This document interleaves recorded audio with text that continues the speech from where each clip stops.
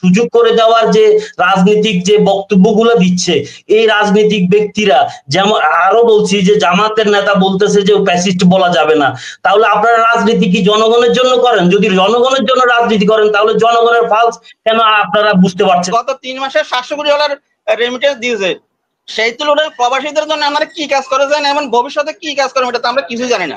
গুলোর বাইরে যারা আছেন, আপনারা যারা রাজনৈতিক দল বিএনপি বলেন বা জামাত বলেন অন্যান্য দল, তারা এত জোরালো এগুলো বক্তব্য দিচ্ছে না কেন?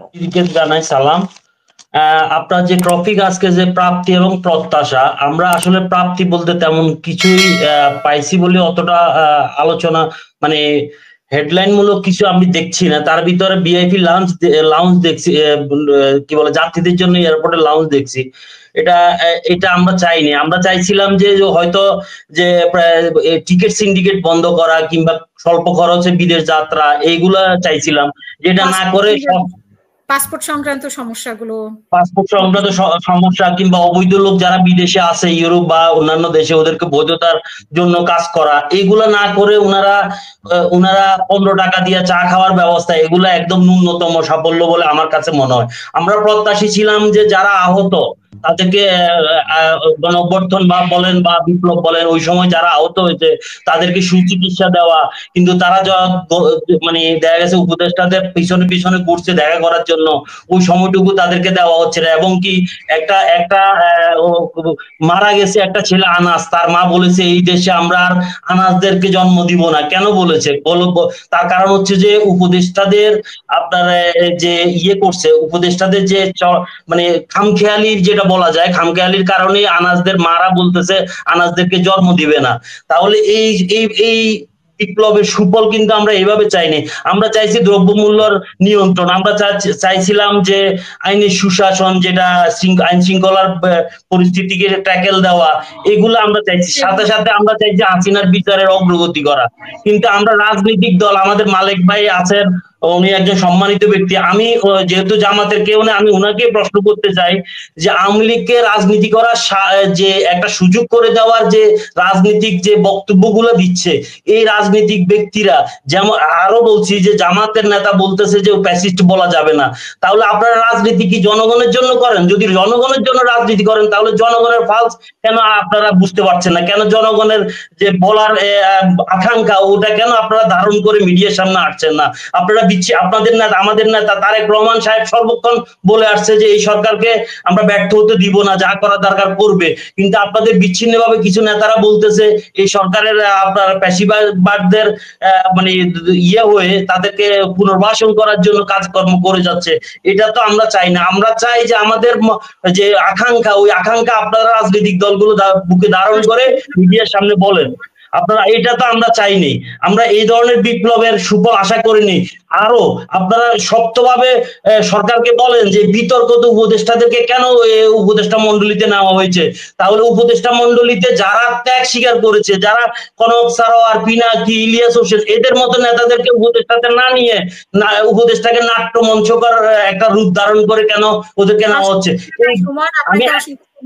হাসিনা, 1 মিনিট বলি, সামান্য একটু বলি, এই দেশকে সুসংগঠিত ভাবে আবার নতুন স্বাধীন করার জন্য যে লোকগুলো আমাদের মনে আকাঙ্ক্ষা জাগিয়েছে, আমরা একটা সময় ভুলেই গেছি যে হাসিনার এই শাসন কখনো হাসিনা মরা ছাড়া বন্ধ হবে না।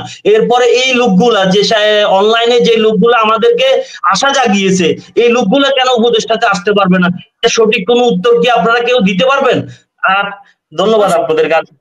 মোহাম্মদ মালিক ভাইয়ের কাছে চরমোনাই হুজুর একটা কথা বলছে যে আওয়ামী লীগ এবং বিএনপি মুদ্রার এপিট আর ওপিট, এটা একটু ব্যাখ্যা করবেন মালিক ভাই।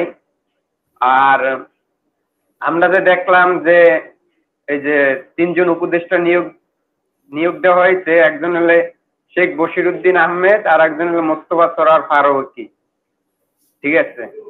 আমরা দেখছি যে আসিফ মাহতাব স্যার, যিনি ছাত্রদের পক্ষে কথা বলছে, জেলে গেছে, ঠিক আছে,